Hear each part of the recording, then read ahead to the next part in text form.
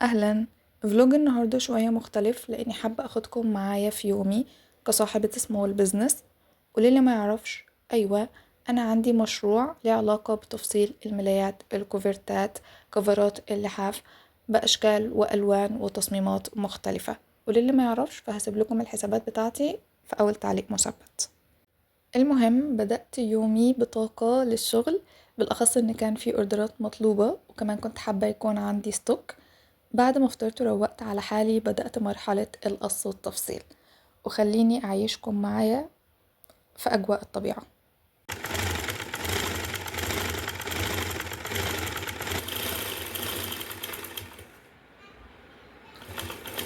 سوري على الإزعاج اللي حصل من شوية، بس بجد ده شيء لا يذكر بالنسبة للحياة الواقعية. لو كنتم حابين تعيشوا يومي بجد فأنا صورت لكم فيديو كامل، هتلاقوا اللينك في أول تعليق مثبت. وبس كده، باي.